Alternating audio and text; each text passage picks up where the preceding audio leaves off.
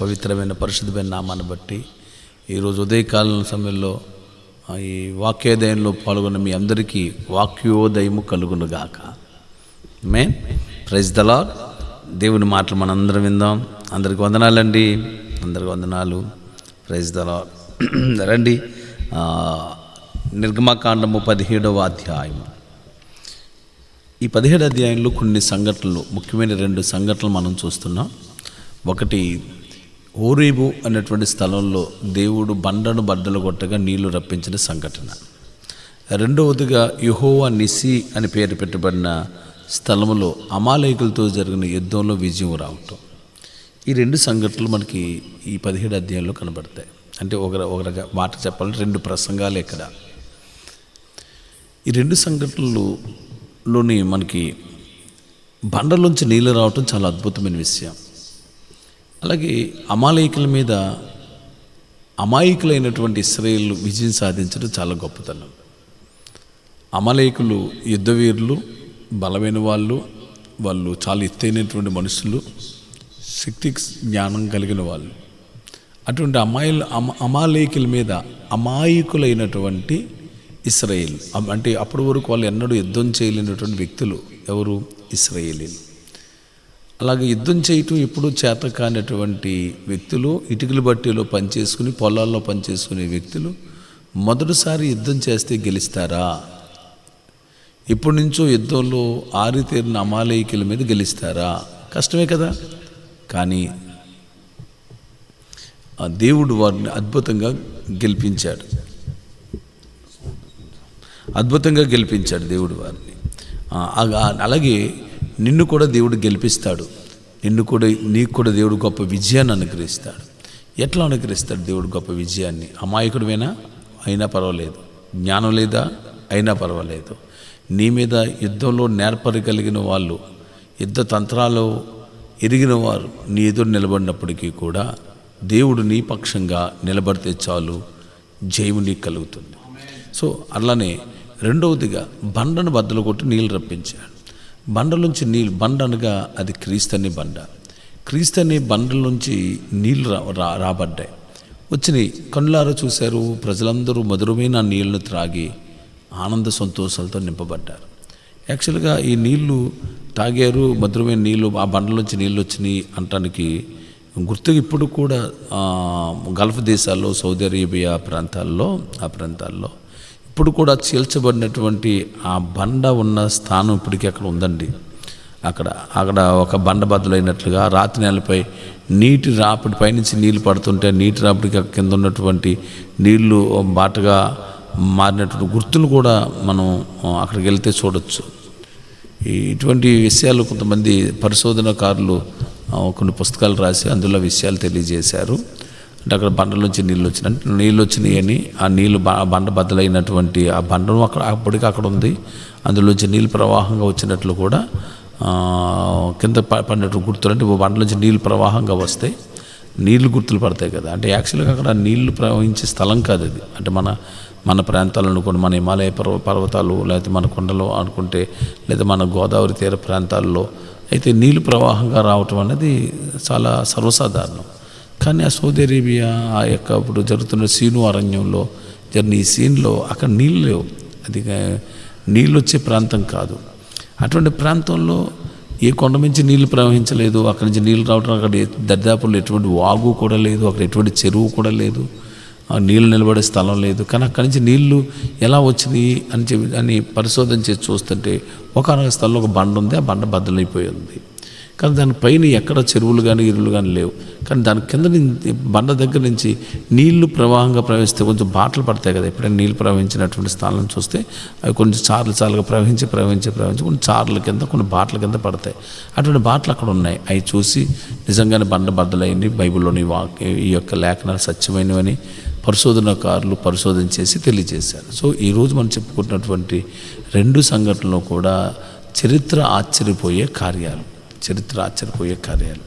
కానీ పిల్లరా, నీ జీవితంలో కూడా దేవుడు ఎవరు ఊహించలేని గొప్ప కార్యాలు దేవుడు తప్పనిసరిగా చేస్తారు.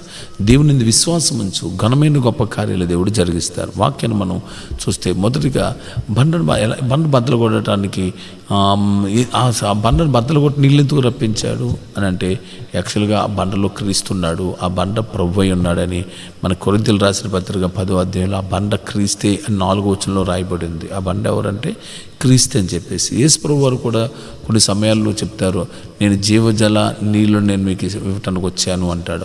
ఎవరైనా దప్పుకున్న వారులారా నా యొద్దకు రండి, నేను మీకు దప్పిక తీరుస్తాను అని చెప్పేసి యోహాను సువార్త 7వ అధ్యాయం 38వ వచనంలో దప్పుకున్న వాళ్ళతో రమ్మని చెప్పాడు. ఆ బండ నేనే అని చెప్తూ యేసు ప్రభువు.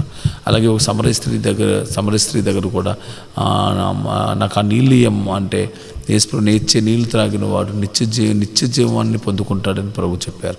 కనుక ఆ నీళ్ళు ఇచ్చే ఆ బండ ఎవరు అంటే మన ప్రభువైన యేసుక్రీస్తే. ఆ యేసుక్రీస్తే ఆ బండలో కూడా కనపడినట్లుగా వాక్యాలు సెలవిస్తున్నాయి. స్తోత్రం కలుగును గాక. అయితే బండలోంచి నీళ్ళు ఎందుకు రప్పించారు? ఈ బండలోంచి నీళ్ళు ఎంత అద్భుతం ఎలా జరిగిందంటే, ఏదైనా ఒక అద్భుతం జరగాలంటే, ఏదైనా ఒక మహత్యకార్యం జరగాలంటే దానికి ముందు ఏదో ఒక శోధన మనకు ఎదురవుతుంది. అంటే ఒక కష్టం వెనకాల, ఒక కీడు వెనకాల గొప్ప మేలును, గొప్ప అద్భుతాన్ని దేవుడు దాచిపెట్టాడు. ఒక వ్యక్తికి అద్భుతం జరిగిందంటే దానికి ముందు అతను ఒక వ్యాధిని, ఒక అనారోగ్యాన్ని అనుభవిస్తాడు.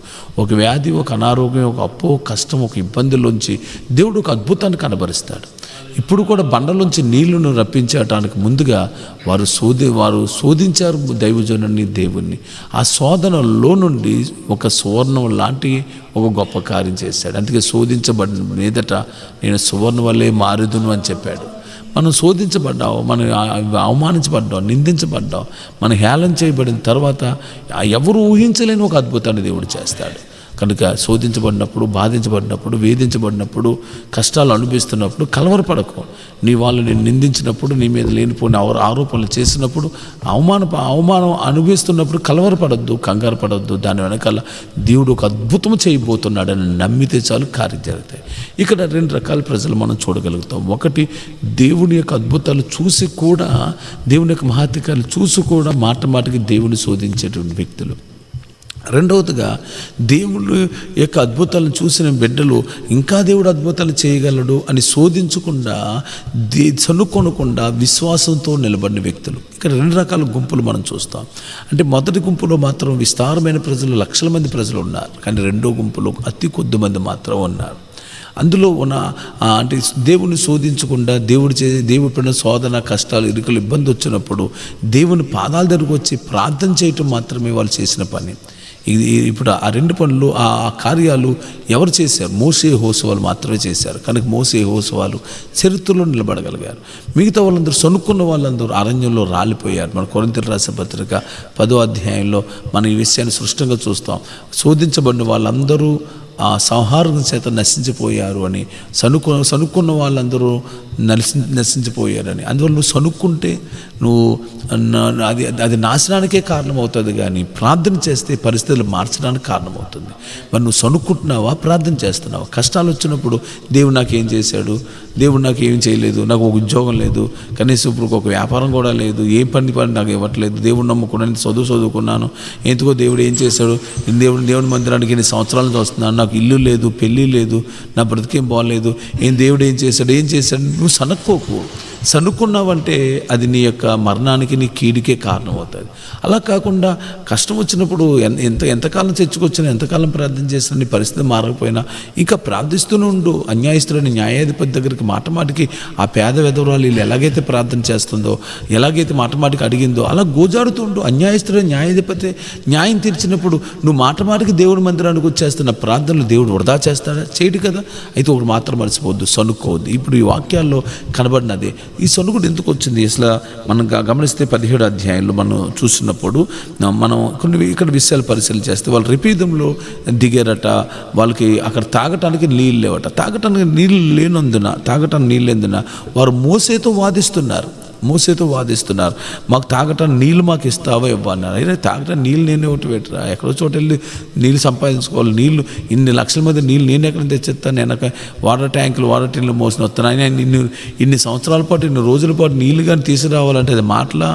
కాదు కదా అని మోషే నేనెక్కడ నీళ్ళు తెస్తానంటే, మరి నీళ్ళు తేలేనుడు నువ్వు మమ్మల్ని ఎందుకు అరణ్యంలో తీసుకుని వచ్చావు అసలు అని, మాకు దాహం వేస్తుంది, మాకు నీళ్ళు ఇస్తావేవా, మేము చచ్చిపోయేలా ఉన్నాం, మా పిల్లలు చచ్చిపోయేలా ఉన్నారు అని మోసేతో వాదిస్తుంటే ఆ మోసే అంటున్నాడు, నాతో మీరు వాదించనేలా, దేవుడిని ఎందుకు మీరు శోధిస్తున్నారు, అసలు దేవుడు నీళ్ళు ఇవ్వలేడా, ఎర్ర సముద్రం 2 పాయలు చేసిన దేవుడు నీళ్ళు ఇవ్వలేడా, మారా నీళ్ళను మధురంగా మార్చిన దేవుడు మీకు నీళ్ళు ఎందుకు ఇవ్వలేడు, నీళ్ళు ఇస్తాడు బాబు, ప్రార్థన చేయండి అంటుంటే, ఏ ప్రార్థన చేస్తే ఏమైపోయింది అయ్యా, ఏమైపోయింది పోయింది, నేను మొన్న నుంచి చేస్తున్నాను ప్రార్థన, అప్పుడే 15 రోజుల నుంచి ప్రార్థన చేస్తున్నాను, నీళ్ళు లేక గొంతుకు తడారిపోతుంది అని మోసేతో వాదించేస్తున్నారు, మోసేతో సనుక్కుంటున్నారు.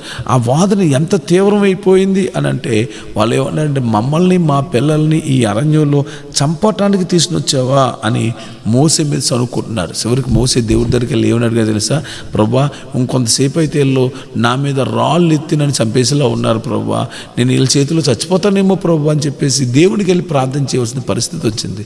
అంటే వీళ్ళు ఎవరి మీద వాదిస్తున్నారు, దైవజనుడి మీద, తను విడిపించిన దైవజనుడి మీద, తను ఎర్ర సముద్రం నుంచి బయట తీసుకొచ్చిన దైవజనుడి మీద, తన పాపాల నుంచి, రోగాల నుంచి, శ్రమల నుంచి విడిపించటానికి తన జీవితాన్ని త్యాగం చేసిన దైవజనుని మీద వాదనలు వాదిస్తున్నారు, శోధిస్తున్నారు.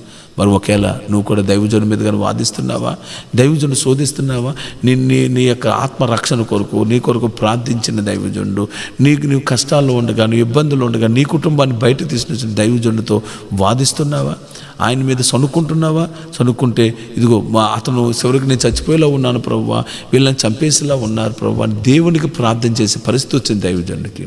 అయితే ఒక ఆశ్చర్యకరమైన ఇక్కడ విషయం ఏదంటే, మోషే ఐగుప్తు దేశంలో ఫరో లాంటి ఒక బలమైనటువంటి రాజుని, ప్రజల్ని ఎదుర్కోగలిగాడు, కానీ ఇప్పుడు కూడా నేను వీళ్ళని చంపేస్తారేమని భయం ఒక్కసారి కూడా పడలేదు. కానీ సొంత ప్రజలు తిరుగుబాటు చేస్తుంటే వీళ్ళని చంపేస్తారేమో భయం వేస్తుందని దేవుడితో మాట్లాడుతున్నాడు.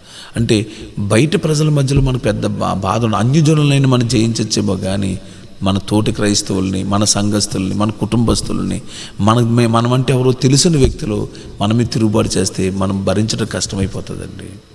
కీర్తనకారుడు చోటే ఇలాగే మాట్లాడుతాడు. 55వ కీర్తనలో ఎట్లా చెప్తాడు, వీడు నా మీద తిరుగుబాటు చేసిన వాడు నా శత్రువైతేనే సహించవచ్చు, వాడు నా మిత్రుడే, నాతో కలిసి భోజనం చేసిన వాడే, నాతో కలిసి జతకూడిన వాడే, నాతో కలిసి మేమిద్దరం కలిసే మేము దేవుని మందిరానికి వెళ్ళిన వాళ్ళమే, కానీ వాళ్ళు మా మీద తిరుగుబాటు చేస్తే నేను తట్టుకోలేకపోతున్నాను. నాకు ఉన్న శత్రువు నిజంగా విరోధి అయితే, బయటవాడైతే నేను భరిందును, కానీ నా సహోదరుడు అయ్యాడు అన్నాడు. అవును పిల్లరా, మన వాళ్ళు మన మీద తిరుగుబాటు చేస్తే తట్టుకోలేవండి. మన వాళ్ళు మనమే తిరుగుబాటు చేస్తారు, క్రైస్తవులు మనమే తిరుగుబాటు చేస్తుంటే, మన తోటి అన్నదమ్ములు, తోటి సంఘస్థులు, మనతో కలిసి చర్చలు కూర్చున్న వాళ్ళు తిరుగుబాటు చేస్తే మనం ఎలా తట్టుకోగలుగుతాం? అదే చెప్తున్నాడు ఇక్కడ మోసే, నన్ను వీళ్ళు చంపేసేలా ఉన్నారు ప్రభువా, రాజుగారు చంపేస్తారని భయపడలేదు ఏ రాజు, ఐగుప్తులు మంత్రగాళ్ళు వాళ్ళ మంత్రాలు చేత నన్ను చంపేస్తారని భయపడలేదు, కానీ వీళ్ళు రాళ్ళతో కొట్టి చంపేస్తారు భయం వేస్తుంది అన్నాడు. పిల్లలు గమనించండి ఆ మాట. ఇక్కడ ఏమని చెప్తున్నాడు చూడండి, 4వ వచనంలో, ఈ ప్రజలు నేనేమి చేతును, కొంతసేపు నన్ను రాళ్ళతో కొట్టి చంపేదురు అన్నాడు. అంటే ఒక శోధన ఒక దైవజుని ఎంతగా నలగొడుతుంది. తమ్ముడు, ఒకేలా నువ్వు ఎవరిని శోధిస్తున్నావేమో, ఏదైనా దేవుని కానీ శోధిస్తున్నావేమో, అయినా దైవజుడిని శోధిస్తే అది ఎవరిని శోధించినట్టు నిన్న కాల సమయంలో మనం చూసుకున్నాం. 16వ అధ్యాయము 8వ వచనంలో, మీరు సనుక్కునేది లాస్ట్ లైన్లో, మీరు నా మీద సనుక్కుంటున్నారు కానీ మీ సనుగుడు యెహోవా మీద కాదు మా మీదే అని, మా మీద కాదు యెహోవా మీద మీరు సనుక్కుంటున్నారు అన్నాడు. మీరు సనుగుట యెహోవా మీదే కానీ మా మీద కాదు అన్నాడు. అంటే దైవజనుని మీద సనుక్కునేది దైవజనుని మీద కాదట, దేవుడి మీదే సనుక్కుంటున్నాం. ఈ సనుగుడు అన్నది మొదట ఎప్పుడు ప్రారంభమైంది అని అంటే, వాళ్ళు మారా దగ్గర నీళ్ళు లేనప్పుడు వాళ్ళు సనుక్కున్నారు. రెండవదిగా సనుగుడు ఎప్పుడు వచ్చిందంటే, భోజనం దొరకలేనప్పుడు, ఆహారం తినడానికి ఏమీ లేనప్పుడు, రెండోసారి 16వ అధ్యాయంలో వాళ్ళు మరలా 3వ వచనంలో సనుక్కున్నారు. ఇక మూడోసారి వాళ్ళు ఇప్పుడు ఎక్కడ సనుక్కుంటున్నారు అని అంటే పిల్లరం, మరలా 17వ అధ్యాయంలో సీను అరణ్యంలో మెరీబా అనేటువంటి జలముల దగ్గర వాళ్ళు మళ్ళీ సనుక్కుంటున్నారు. ఇది మూడోసారి సనుక్కోవటం దైవజనుడి మీద.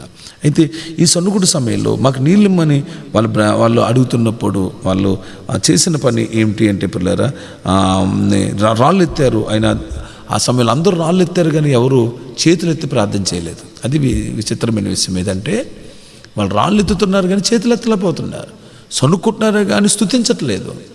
వారు దైవజనుడిని దేవుని మీద నిందిస్తున్నారే కానీ దేవుని సన్నిధిలో వందనాలు చెల్లించట్లేదు. వాళ్ళు ప్రయాసపడిపోతున్నారు, లేకపోతే దైవజనుల మీద ప్రాకులాడుతున్నారు, కానీ దేవుణ్ణి మాత్రం ప్రార్థన చేయట్లేదు. కష్టాలు, ఇరుకులు, ఇబ్బంది వచ్చినప్పుడు మనం ప్రార్థన చేయాలి. అదేంటో అన్ని సమయాల్లో ప్రార్థన చేస్తాము మేము, కానీ కష్టాలు వచ్చినప్పుడు ఎందుకో ప్రార్థన చేయలేరు కొంతమంది.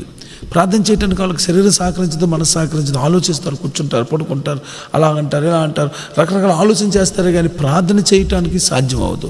నువ్వు కష్టాలు వచ్చినప్పుడు నువ్వు ప్రార్థన చేయి, ప్రార్థన పరిస్థితులు మారుస్తుంది.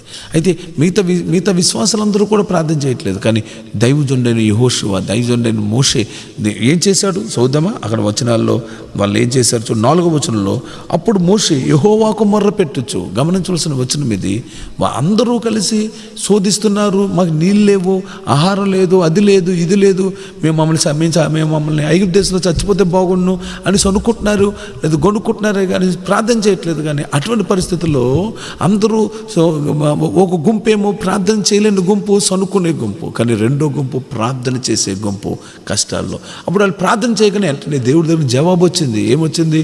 మోషే నువ్వు వెళ్ళు, ఓరేబులోకి వెళ్ళు, ఈ ప్రజలు తీసిన అక్కడికి వెళ్ళు, ఒక బండ కనపడుతుంది, ఆ బండ దగ్గరికి వెళ్ళి చూడు 6వ వచనంలో, అక్కడ ఓరేబులో బండ మీద నేను నీకు ఎదురుగా నిలుస్తాను, ఆ బండను కొట్టగా ప్రజలు త్రాగుట్టుకు దానిలోంచి నీళ్లు బయలుదేరని మోసేతో సెలవిచ్చాడు. అంటే నువ్వు ప్రార్థన చేస్తే దేవుడు జవాబిస్తాడు. హల్లెలూయా.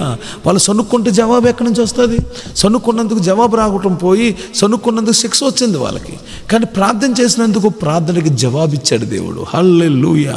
ప్రార్థించు, జవాబులు వస్తాయి. ప్రార్థించు, పరిస్థితులు మారుతాయి. దేవుడు ఆ సమస్యలు, నీళ్లు లేని పరిస్థితుల్లో నీళ్లు ఎలా వస్తాయో, ఏ విధంగా మంచి నీళ్ళు మనకు దొరుకుతాయో దేవుడు ఒక మార్గాన్ని చూపించాడు. దేవుని బిడ్డ ఈరోజు నీకు కూడా అదే మార్గాన్ని చూపిస్తాడు. ఊరేపు దగ్గరికి వెళ్ళు, అక్కడ నేను నీతో బండ మీద నేను నీకు కనబడతాను అన్నాడు. అవును ప్రియులారా, బండ మీద దేవుడు కనబడ్డా. ఆ బండ మీద ఎవరు కనబడ్డారు? మన బండ అయిన, మన ప్రభు అయిన, మన మూలరాయి అయిన, పునాది రాయి అయిన, అమూల్యమైన రాయి అయిన యేసు ప్రభు వారే ఆ బండ మీద మోసే కనబడ్డాడు. స్తోత్రం కలుగును గాక. ఈరోజు నీకు కూడా కనబడతాడు. బండల్లోంచి కూడా నీళ్లు రప్పించిన దేవుడు, బండలోంచి మధురమైన నీళ్ళు రప్పించాడట. అప్పుడు చూడండి, మోసే అక్కడ 7వ వచనంలో, అప్పుడు ఇశ్రాయేలు చేసిన వాదన బట్టి యెహోవా మన మధ్య ఉన్నాడు లేని శోధించిన బట్టి ఆ చోటుకి మస్సా అనే పేరు, మెరుబా అనేటువంటి పేర్లు వచ్చినాయటండి. ప్రజలు దానిలోంచి త్రాగుటకు నీళ్లు విస్తారంగా వచ్చినాయట. అందుకే మనం పాట పాడతాం కదండి, బండ నుంచి నీళ్ళు వచ్చినాయి. ఎన్ని పాటలు పాడుతున్నాం మనం? మన్నాను కురిపించినావు, బండ నుండి నీళ్ళు ఇచ్చినావు. ఎందులోంచి నీళ్ళు ఇచ్చాడు? బండలోంచి నీళ్ళు ఇచ్చాడు. ఎంత మంచిగా మన పాటలు పాడుతుంటాం. ఎన్నోసార్లు బండలోంచి నీళ్ళు ఇచ్చాడు, బండలోంచి నీళ్ళు ఇచ్చాడు అంటాడు. ఆయన ఏ బండ అంటే ఇది చెకుముక్కి రాతి బండ అటండి. గమనించవలసిన విషయం ఏదంటే, ఇది ఏ బండ అంటే చెకుముక్కి రాతి బండ అని చెప్పారు. ఆ చెకుముక్కి రాతి బండ అంటే అందులోంచి నిప్పు వస్తుంది అనమాట. ఇలాగా రాజు చేస్తే అందులోంచి నిప్పులు వస్తాయి. అంటే నిప్పు వచ్చేటువంటి అగ్గి రాడు లాంటి రాళ్ళలో నుండి, నల్లటి రాళ్ళలో నుండి, అంటే అందులోంచి నిప్పే తప్ప ఎప్పుడు కూడా నీరు రానటువంటి ఒక రాడులో నుంచి, చెకుముక్కి రాతిలో నుండి దేవుడు నీళ్లను రప్పించాడు. దేవుడికి స్తోత్రం కలుగునుగాక. కనుక గమనించిన పిల్లరా, ఆయన ఇందులోంచి నీళ్ళు రప్పిస్తున్నాడు. అంటే సాధారణమైన బండలోంచి నీళ్ళు రావటం వేరు, చెకుముక్కి రాతి బండ అని రాయబడింది కీర్తనలో. ఆ మాట కీర్తనలో చెకుముక్కి రాతి బండ అంటే అదే మనం నిప్పు రాడ్ అంటాం కదండి. పూర్వకాలం మంది బ్యాటరీల్లో, లైటర్లో, వాటిల్లో ఇటువంటి చెకుముక్కి రాయిని అంటే అగ్గిరాయి అంటారు మన వాళ్ళు. పూర్వకాలం అలాగా అనేవారు. మరి ఇక్కడ ఏమంటున్నారు నాకు తెలియదు. ఆ చెకుముక్కి రాతి బండలో నుండి మన ప్రభు అయిన దేవుడు నీళ్లు రప్పించిన దేవుడై ఉన్నాడు. స్తోత్రము కలుగునుగాక. కనుక ప్రియ స్నేహితులారా, ఈరోజు అదే ప్రభు నీ పట్ల చెకుముక్కి రాతి లాంటి పరిస్థితుల నుంచి దేవుడు నీకు ఎందుకు నీళ్ళు రప్పించలేడు? తప్పనిసరిగా నా దేవుడు నీ పట్ల కూడా తన కార్యాన్ని చేయగలిగిన దేవుడై ఉన్నాడు. హల్లెలూయా. నమ్ముతున్నారా దేవుని బిడ్డ? నీ పట్ల కూడా దేవుడు కార్యం చేస్తాడని నమ్మకం ఉంటే చేతులు పైకెత్తి, దేవా నా పట్ల కూడా నువ్వు కార్యం చేయగల దేవుడువయ్యా అని చెప్పేసి దేవుని ఒక్కసారి దేవుని స్తుతించగలవా? హల్లెలూయా. చూడండి, కీర్తన గ్రంథము 114వ కీర్తన 8వ వచనములో, కీర్తన గ్రంథము 114వ కీర్తన 8వ వచనములో, 114వ కీర్తన 8వ వచనములో ఎక్కడి నుంచి నీటి ఊటగా మార్చాడండి ఆయన? చెకుముకి రాతి బండలో నుండి నీళ్లను రప్పించాడు. హల్లెలూయా, ప్రైజ్ ద లార్డ్. కనుక ఈరోజు నీ పట్ల కూడా దేవుడు అదే కార్యం చేయగల దేవుడు. అంటే నిప్పు లాంటి వ్యక్తుల నుండి నీళ్లు రప్పించగల దేవుడు.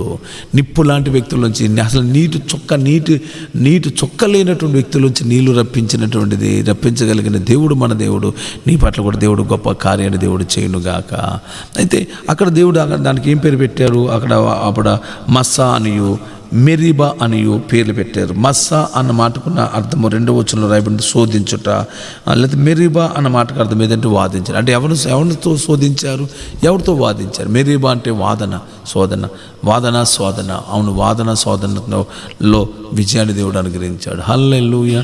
ఆ తర్వాత చూడండి 8వ వచనం చదువుతాం. తరువాత అమాలేకులు వచ్చి రెఫీదీములో ఇశ్రాయేలుతో యుద్ధము చెయ్యగా.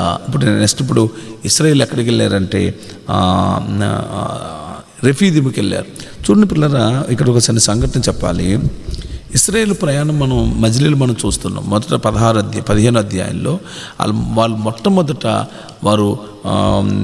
వాళ్ళు వెళ్ళిన స్థలం సూరు అనే అరణ్యం అని, 2వది మారా అనే అనుభవంలోకి వెళ్ళారని, 3వది 16 అధ్యాయంలో సీను అరణ్యంలోకి వెళ్ళారని, 4వదిగా వాళ్ళు ఎక్కడికి దిగారు అని అంటే పిల్లరా, 4వదిగా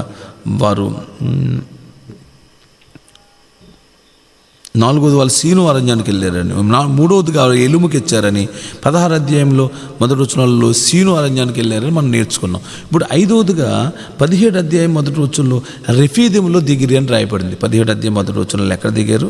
రెఫీదీములో దిగారు. అంటే 5వ మజిలీ రెఫీదీం.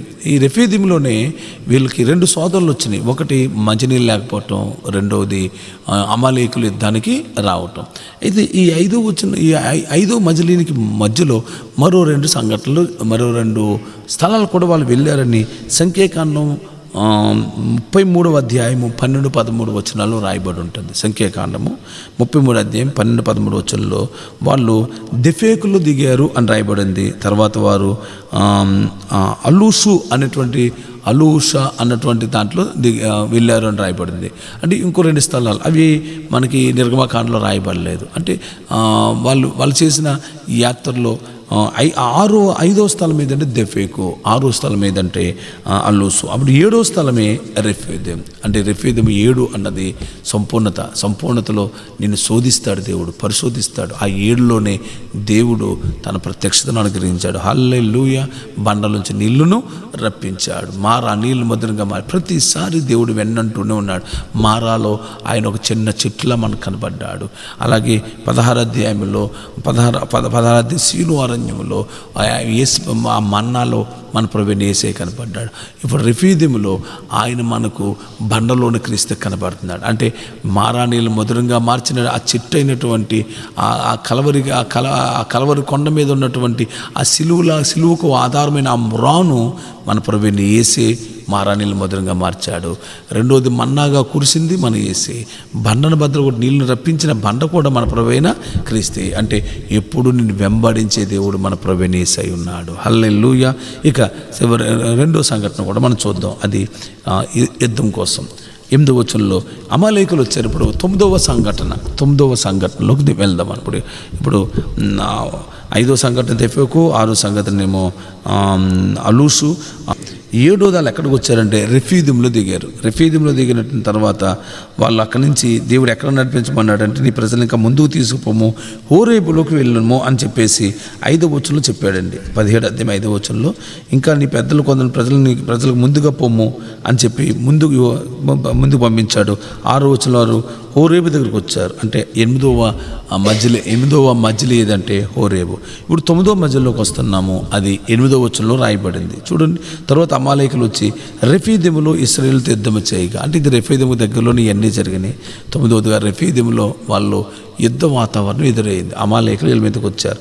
అప్పుడు 9వ వచనంలో మోషే యెహోషువతో అన్నాడు, మన కొరకు మనుషుల్ని ఏర్పాటు చేసుకుని వారిని తీసుకుని అమాలేకులతో యుద్ధం చెయ్యని చెప్పేసి దైవజనుడు ఎవరికి పురమాయించాడంటే మోషేకు పురమాయించాడు. ఏమని? నువ్వు కంగారు పడకు, కలవర పడకు, నువ్వు శత్రువును చూసి నువ్వు కలవరపడద్దు, నువ్వు ఈ సైన్యాన్ని అంతని తీసుకుని మన దగ్గర ఉన్న వాళ్ళందరినీ తీసుకుని యుద్ధానికి నువ్వు బయలుదేరు అని యెహోషువకు పురమాయించాడు. అంటే యెహోషువకు ఎందుకు చెప్పారు? ఇక్కడ మొట్టమొదటిసారిగా మనకి యెహోషువ పేరు కనబడుతుందండి. యెహోషువ పేరు మొదటిసారి కనబడింది. ఇక్కడే మనం ఇక్కడే యెహోషువ యొక్క ప్రస్తావన స్టార్ట్ అయ్యింది. అంటే యెహోషువతో ఎందుకు చెప్పాడు? అక్కడ అనేక మంది ఉన్నారు, అనేక మంది ప్రజలు ఉన్నారు, 6 లక్షల మంది ప్రజలు అక్కడ ఉన్నారు. 6 లక్షల మందిలో ఎవరితోనూ టచ్ చేయలేని మోషే యెహోషువతో ఎందుకు అంటున్నాడు? అప్పటి వరకు యెహోషువ ఎంతమంది శోధించినా, ఎంతమంది బాధ పెట్టినా, ఇప్పటికే వాళ్ళు 7 మార్లు వాళ్ళు దేవుని 3 సార్లు మోషేని సనుక్కుంటున్నారు, శోధించినా కానీ ఒక్కసారి కూడా యెహోషువ సనుక్కోవటం మానేసి మోషే పక్షంగా నిలబడ్డాడటండి. మోషే పక్షంగా నిలబడి వాళ్ళని రాళ్ళు ఎడుతుంటే మోషేని కాపాడుకుంటూ అడ్డుగా నిలబడ్డాడట.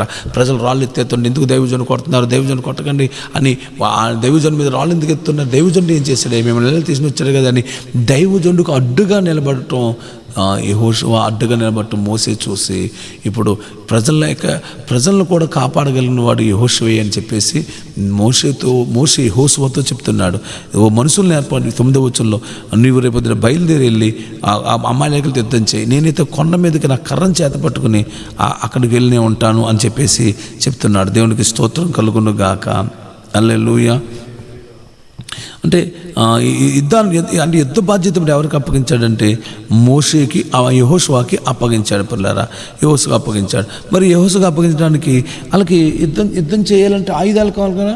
ఇశ్రాయేలు యుద్ధం చేయడానికి కావాల్సిన ఆయుధాలు ఎక్కడి నుంచి వచ్చాయి అంటే ఆ కాలంలో జంతువుల నుండి కాపాడుకోవడానికి, దొంగల నుండి కాపాడుకోవడానికి ఇప్పుడు కూడా ప్రజల దగ్గర ఏదో ఒక ఆయుధం కలిగి ఉండేవారు. పూర్వకాలం కూడా ప్రతి ఇళ్లలోనూ బల్లాలు ఉండేవి, కత్తులు ఉండేవి, కంజార్లు ఉండేవి. అలాగే చెట్లు నరుక్కోవడానికి గొడ్డళ్ళు లేకపోతే కత్తులు కూడా వాళ్ళ దగ్గర ఉండేవి అనమాట. ఇవే వాళ్ళకి ఆయుధాలు. ఇస్రాయేలుతో అలా తమ దగ్గర ఆయుధాలతో అమాలేకులు యుద్ధం చేస్తున్నారు. యాక్చువల్ చెప్పాలంటే వాళ్ళ దగ్గర ఆయుధాలు కూడా ఏమి లేవండి. వాళ్ళ దగ్గర రాతి ఆయుధాలు ఉన్నాయేమో అండి. రాతి ఆయుధాలు అంటే అప్పట్లో రాతితో ఉన్నటువంటి ఆయుధాలు ఉండే. ఒక రకంగా చెప్పాలంటే అక్కడ బండలు ఉన్నాయి, ఆ బండల్ని ఆయుధాలుగా మలుచుకున్నారు. ఇంకో రకంగా చెప్పాలంటే వాళ్ళ దగ్గర ఆయుధాలు ఏమి లేవు. దేవుడు ఆ ప్రజల మధ్యలోకి వెళ్ళి, అమాలేకుల మధ్యలోకి వెళ్ళి యుద్ధం చేస్తుంటే దేవుడే వారిని వాడగొట్టాడట. దేవునికి స్తోత్రము కలుగును గాక.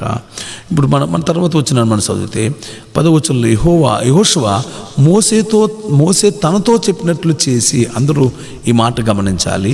యెహోషువ మోసే తనతో చెప్పినట్లు చేసి అంటే యెహోషువని యుద్ధం చేయమని దేవుడు చెప్పాడా, దైవజనుడు చెప్పాడా? మీరు గమనించండి. నాకు దేవుడు చెప్తే నేను యుద్ధం చేస్తాను, దేవుడు చెప్తే నేను వెళ్తాను, దేవుడు చెప్తే చేస్తానంట. దైవజనుడు చెప్తే అది దేవుడు చెప్పినట్లుగా లోబడాలి. దేవుడు దైవజనుడితో మాట్లాడతాడు, దైవజనుడు నీతో మాట్లాడతాడు. దైవజనుడు చెప్పింది దేవుని వాక్కుగా భావించి యెహోషువ మోసే చెప్పినట్లు చేశాడు. అందుకే తను దైవజనుడు చెప్పిన పని ఎవడైతే చేస్తాడో అతనికే దైవజనుడు బాధ్యతలు అప్పగిస్తున్నాడు. అక్కడ అంతమంది ఉన్నారు, 6 లక్షల మంది ఉన్నారు. 6 లక్షల మందిలో ఎవరికైనా యుద్ధ బాధ్యతలు అప్పగించాడో యెహోషువ క్షమించాలి, మోసే ఎవరికి అప్పగించలేదు. యెహోషువకి ఎందుకు అప్పగించాడు?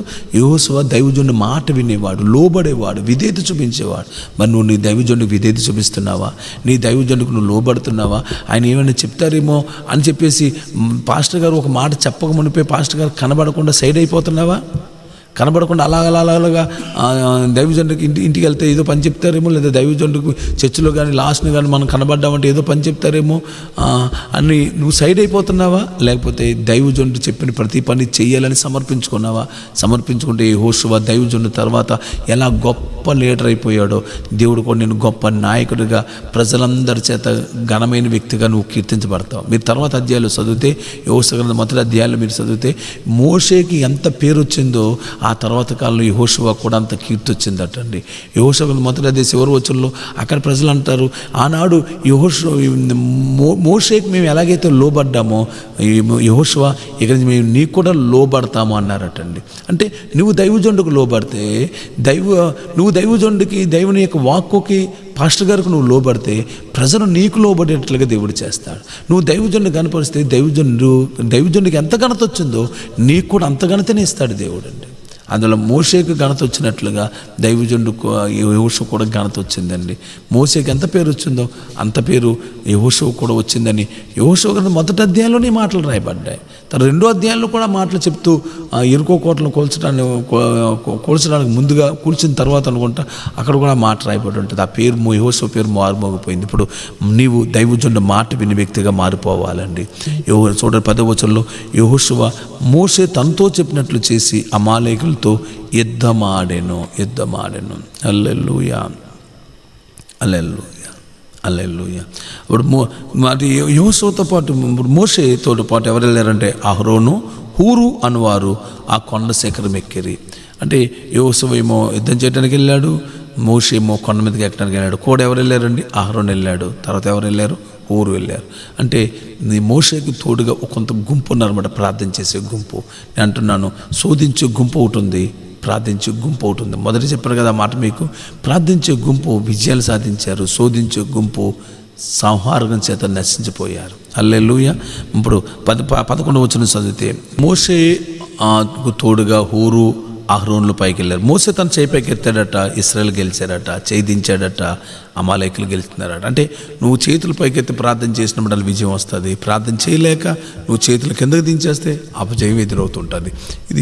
ఇది మనం అనేకసార్లు దీని గురించిన ప్రసంగాలు మనం చాలాసార్లు మనం దీని గురించి మాట్లాడుతాం.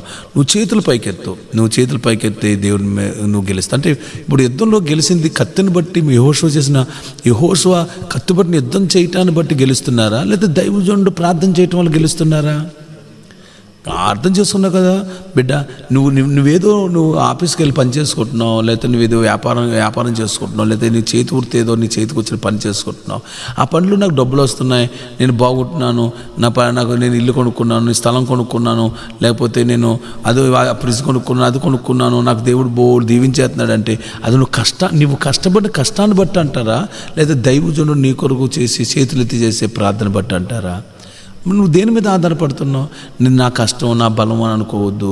నీకు వెనకాల ప్రార్థన చేసే వాళ్ళు ఎవరో ఉన్నారు. మోషే లాంటి వాళ్ళు, హూరు లాంటి వాళ్ళు, అహరోను లాంటి వాళ్ళు, నీ తల్లో లేకపోతే నీ తండ్రో నీ దైవజనుడో నీ సంఘమో నీకు వెనకాల ప్రార్థన చేస్తున్నారు కాబట్టి నీ రోజు నువ్వు గెలుస్తున్నావు. ఒకరైనా చెప్పాలంటే దేవుడు నిన్ను గెలిపిస్తున్నాడు. ఆ ప్రార్థన నిన్ను గెలిపిస్తుంది. చేతులు పైకెత్తడం వల్ల యెహోషువ విజయం సాధించేస్తున్నాడు.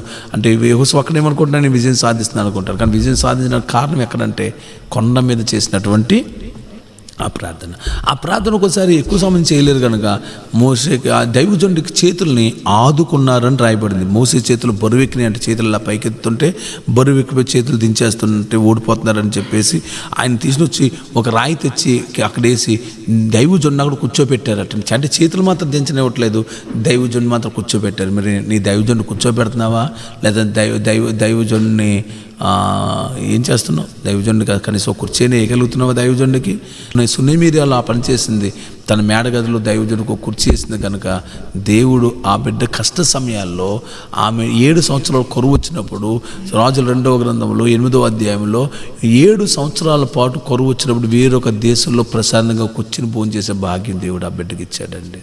హల్లెలూయా. అందువల్ల మనం దైవజనునికి మనం గౌరవించాలి. కూర్చేటువంటి ఆయన చేతులు బరువెక్కిపోయినాయి, అలసిపోయాడు, సమస్యలు పోయాడు, మనం ఆయన కూర్చేయాలి. రెండోది చేతులు దించేస్తుంటే రెండో పని వాళ్ళు చేసిన పని ఏంటి తెలుసండి?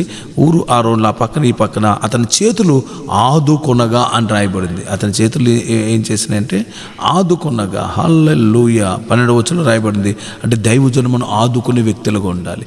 దైవజనుడికి ఏదో ఎప్పుడైనా ఆయన చేతులు బరువెక్కిపోయినాయి, ఆయన ఏదో చర్చి కడదాం అనుకుంటున్నారు, ఆయనకి చేతులు బరువెక్కిపోయినాయి, సొమ్ము అందట్లేదు, లేదా ఏదో కార్యక్రమం చేయాలి, మీటింగ్స్ పెట్టాడు, ఆయనకి చేతులు తడ అందట్లేదు, అప్పుడు నువ్వు ఆదుకో. కొంచెం నీ దగ్గర ఒక 50,000 ఉన్నాయి, 10,000 ఉన్నాయి, ₹1,00,000 తెచ్చి దైవజనుడి చేతిలో పెట్టి ఆదుకో. నీకు అదే నష్టమా? దేవుని పనులు పాలు భాగిస్తూ వాడు అవుతావు. హల్లెలూయా. కొంతమంది దైవజనుడికి ఇచ్చి కూడా వడ్డీలు వసూలు చేసుకునే వాళ్ళు ఉంటారు, అదో ఆనందం వాళ్ళకి. దేవునికి స్తోత్రగలను గాక. నువ్వు దైవజనుడి పనిలో దైవజనుడి అని వ్యర్థంగా ఆయన ఏదైనా చక్కగా సుఖంగా అనుభవించడం కోసం ఆయన కొనుక్కుంటున్నాడా? కాదే. అటువంటి దైవజనుడికి నువ్వు ఏమి ఇవ్వాల్సిన అవసరం లేదు. దైవజనుడు కష్టపడే దైవజనుడు చేతులు నువ్వు ఆదుకో.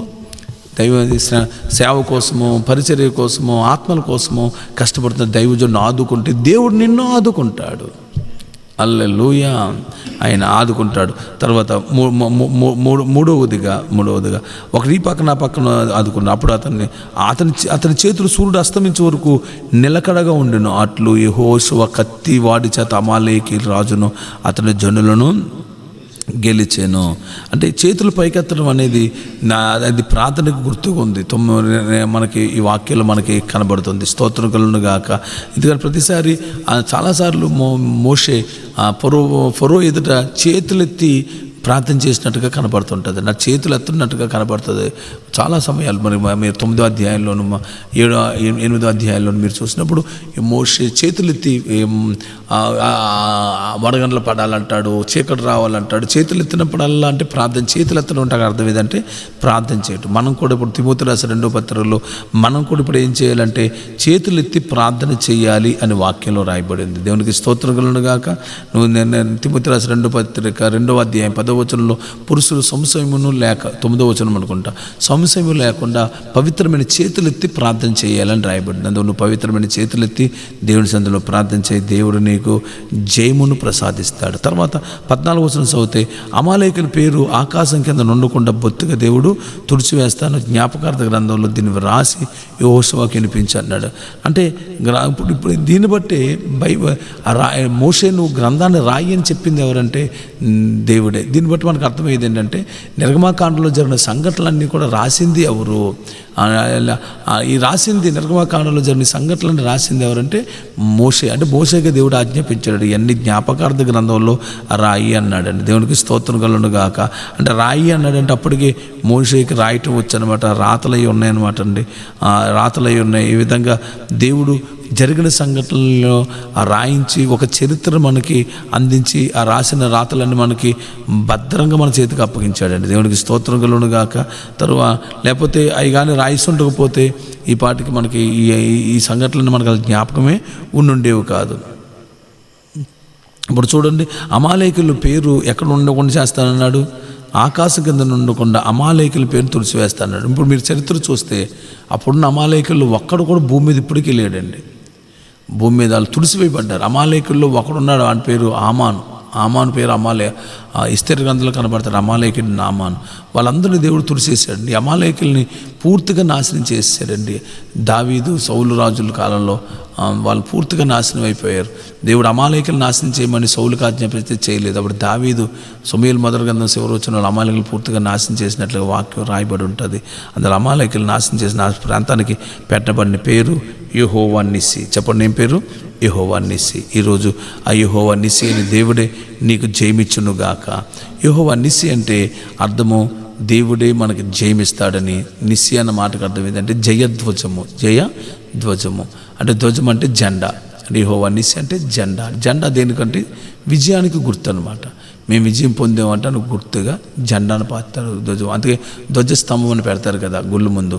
ఆ గుళ్ళు ముందు ధ్వజస్తంభం ఎందుకు పెడతారంటే పూర్వకాలం ముందు రాజులు జమీందారులు పక్క సామంత రాజుల మీదకి యుద్ధానికి వెళ్ళినప్పుడు ఆ దేవుళ్ళకి దండాలు పెట్టుకుని వెళ్తే ఆ విజయం వచ్చినందుకు ఆ దేవుడి గుడి దగ్గర ఒక ఎత్తైన స్తంభాన్ని పాతి అక్కడ జెండా పెట్టేవారు. ఆ జెండాకి కొన్ని గంటలు కట్టేవారు. కాలక్రమేణా దాని నుంచి ఇత్తడితో ఇక గంటలే మోగేలాగా జెండా టైపులో గంటలను ఏర్పాటు చేసి టంగ టంగ టంగ మన గాలికి మోగేలాగా ఏర్పాటు చేసి అది ధ్వజస్తంభం అయింది.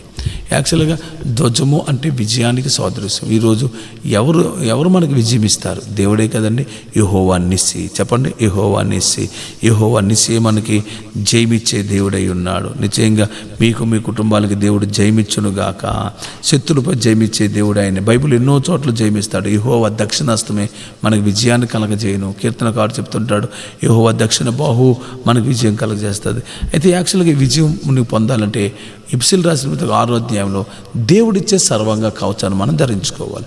దేవుడిచ్చే సర్వాంగ కవచం ధరించుకుని మనం పోరాడేది మనుషులతో కాదు, ఆకాశ మండలం మందు ఉన్న దురాత్మ సమూహాలతో మనం పోరాడవలసిన వారమైనాం. అంటే దురాత్మ సమూహాలతో నువ్వు పోరాడి విజయం పొందాలని ప్రభుపేట నేను నీకు మనవి చేస్తున్నాను.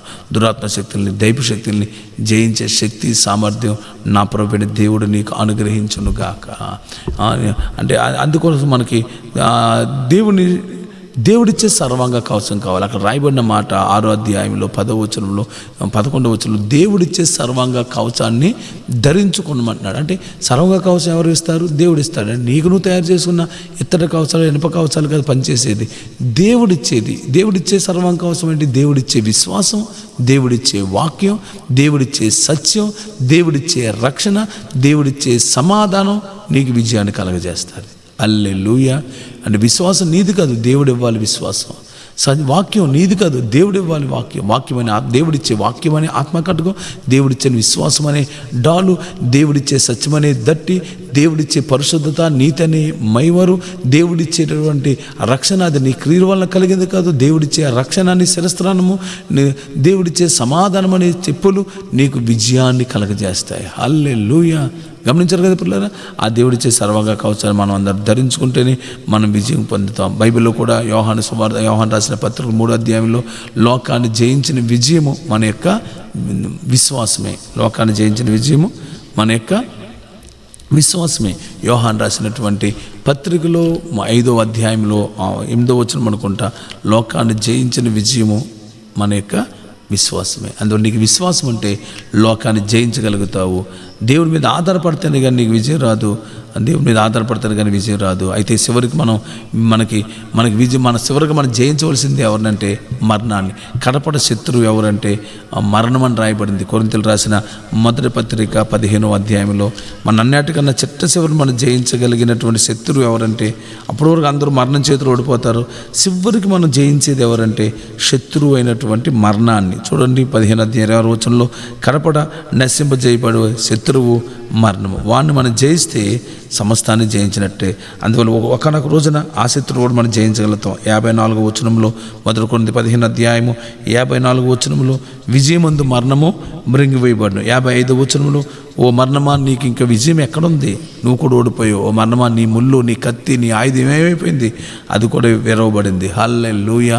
రేపు ఆ మరణాన్ని కూడా మనము గెలవబోతున్నాము. అందుకే చిట్టచివరి వచనం 57వ వచనం నేను చదువుతున్నాను, కొంచెం శ్రద్ధగా వినండి.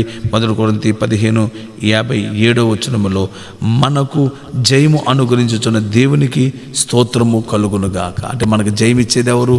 దేవుడు. అది ఎవరి మూలంగానట? యేసుక్రీస్తు మూలంగా మనకు జయం అనుగ్రహించుచున్న దేవునికి స్తోత్రం. కనుక నాతో కలిసి మాట చెప్పండి, యేసు మూలముగా మనకు జయం అనుగ్రహించుచున్న దేవునికి స్తోత్రము కలుగునుగాక. కనుక నీకు జయము దేవుడు, నీ శక్తిని బట్టేవాడు దేవుడు. తన యొక్క ఆ శక్తిని బట్టి అన్ని అనుగ్రహిస్తాడు. శక్తి చేత కాదు, బలం చేత కాదు, నా ఆత్మ ద్వారానే ఈ కార్యాలు జరుగుతాయని చెప్పేసి దేవుని యొక్క వాక్యం సెలవిస్తుంది. అంటే శక్తి చేత కాదు, బలం చేత కాదు, దేవుడు తన ఆత్మ ద్వారానే నీ పట్ల గొప్ప కార్యములు దేవుడు జరిగించునుగాక, నీ పట్ల గొప్ప విజయాలు దేవుడు అనుగ్రహించునుగాక. అయితే ఎందుకు నీకు జయమిస్తున్నాడు? ఎందుకు నీకు ధ్వజమిస్తున్నాడు? ఎందుకు నీకు ఈ యెహోవా నిస్సి అనే ధ్వజాన్ని ఎందుకు ఇస్తున్నాడు?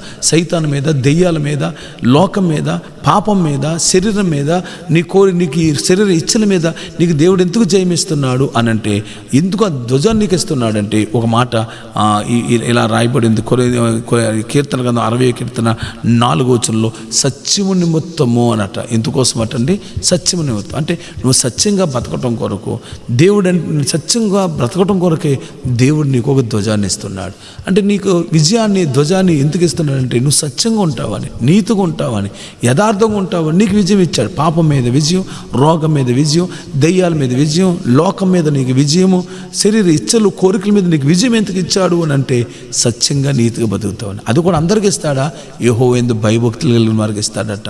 యెహోవా యందు భయభక్తులు గల వారికి నీ ఒక ధ్వజమును ఇచ్చి ఉన్నావు. ఎవరికి ధ్వజం ఇస్తున్నాడు? ఎవరికి జెండా ఇస్తున్నాడు? ఎవరికి విజయం ఇస్తున్నాడు?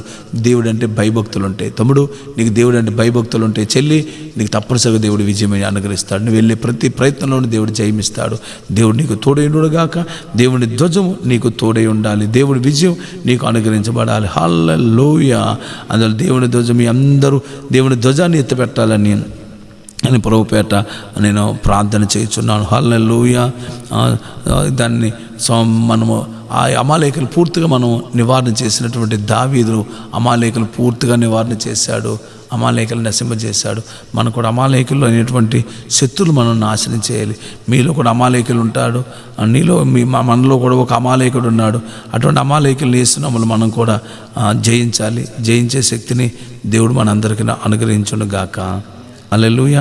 కనుక పిల్లరా, ఈరోజు మనము ఈ వాక్యాలు విన్న మీ అందరికీ ప్రభుపేట నేను మీకు వందనాలు తెలియజేస్తున్నాను. మీకు జయం దేవుడు ఇస్తాడని, అసలు దేవుడు ఎందుకు యుద్ధం చేయమన్నాడు అని మనకి అనిపించవచ్చు.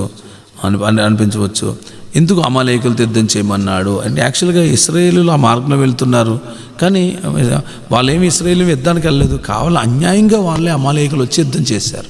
అంటే అన్యాయంగా వాళ్ళు వచ్చి నీతో గొడవాడుతున్నారు అనమాట. అందుకు ఇశ్రాయేలీయులు ఏమీ వారిని ఇబ్బంది పెట్టలేదు, పైగా వాళ్ళతో యుద్ధం చేయడానికి ఏమీ వాళ్ళని సిద్ధపడలేదు. కానీ వాళ్ళే ఆయుధాలతో వచ్చేసి సిద్ధపడ్డారట.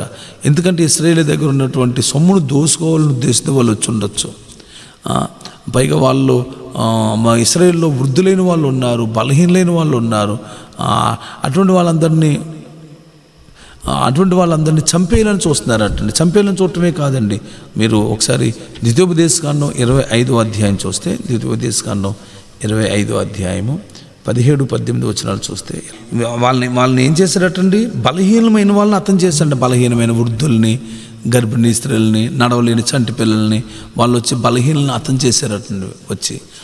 కాబట్టి నీవు స్వాధీనపరుచుకున్నట్లు నీకు ఇచ్చిన దేశంలో ఆ సమస్తమైన శత్రువులను నాశనం చేసే అమాలేకుల పేరు తుడిచిపెట్టేమన్నాడు. అలా యుద్ధం చేశారా? పోలే వెళ్ళిన వాళ్ళతో యుద్ధం చేయకుండా వాళ్ళే వచ్చి యుద్ధం చేసి అమాయకులైనటువంటి బలహీనలైనటువంటి వ్యక్తులు చంపేశారు అన్నమాట. అందువల్ల దేవుడు అమాలేకుల పేరును భూమి మీద లేకుండా తుడిచేశాడు. అంటే దాని అర్థం ఏంటంటే, ఎవరైనా సరే అమాయకమైన వ్యక్తులు, నీకేం అన్యాయం చేయలేని వ్యక్తులు, అసలు నీతో గొడవ పెట్టుకోకుండా తన పని తను చేసుకునే వ్యక్తులతో నువ్వు గిల్లి కజ్జాలు పట్టుకుని వాళ్ళ మీద దెబ్బలాడేవంటే దేవుడు నిన్ను భూమి మీద లేకుండా చేస్తాడు అన్నాడు అన్నమాట. దేవుడు నీ స్థలం జోలికి రాకుండా, నీ మీదకి రాకుండా, నేను మీ కోసం పట్టించుకోకుండా, ఏనాడు ఏ గొడవ చేయకుండా నీతి మంతుల జోలు అయినటువంటి ఇశ్రాయేలు జోలికి వెళ్ళిన అమాలేకులు వచ్చి బలహీనలైన వ్యక్తుల్ని చంపటం దేవునికి అస్సలు బొత్తిగా నచ్చలేదు. అందుకే దేవుడు వారిని సమూలంగా నాశనం చేస్తాను అని చెప్పి అన్నాడండి. వాళ్ళ పేరు జీవగ్రంథంలో రాయబడాలని కోరుకుందాం, వాళ్ళు మారు మనసు పొందాలని కోరుకుందాం, వాళ్ళు రక్షించబడాలని, రక్షణ గ్రంథంలో సత్య గ్రంథంలో కూడా వాళ్ళ పేర్లు రాయబడాలి. వాళ్ళు మారు మనసు పొంది పాప క్షమాపణ పొంది మన సంఘంలో సభ్యులుగా మార్పు చెందాలి. వాళ్ళు అలా మారాలి. రేపొద్దున వాళ్ళు వచ్చి సాక్ష్యం చెప్పాలి. అటువంటి కృప దేవుడు అనుగ్రహించునుగాక. హల్లెలూయా. అందువల్ల అమాలేకులు బలహీనలు చంపుతున్నారు అని రాయబడింది. అయితే ఫరో సైన్యము, ఫరోలు బలహీనలు కాదు, వారిని అంటే కానీ ఐగుప్తు ప్రజలను చంపలేదు దేవుడు. ఐగుప్తు ప్రజల్ని, ఐగుప్తు సైన్యాన్ని చంపలేదు. తరుముతున్న కొద్దిమంది ప్రజలను మాత్రమే సముద్రంలో పెట్టి చంపాడే కానీ వాళ్ళు చంపలేదు. కానీ ఐగుప్తుని చంపలేదు. కానీ ఇప్పుడు ఎవరిని చంపుతున్నాడంటే అమాలేకులు మాత్రము చంపుతున్నాడు, అమాలేకులు నాశనం చేస్తున్నాడు. అంటే మరి గమనించవలసిన సత్యం ఏదంటే, ఆనాడు తనకి భోజనం పెట్టారు, కష్టపడి పని నష్టపడి పని చేయించుకున్న, శ్రమంతో దోసుకున్న ఐగుప్తులు మాత్రం ఇశ్రాయేలుని కాపాడారు, ఇశ్రాయేలుకి భోజనం పెట్టారు, ఇశ్రాయేలుని తమ దేశంలో ఉండనిచ్చారు.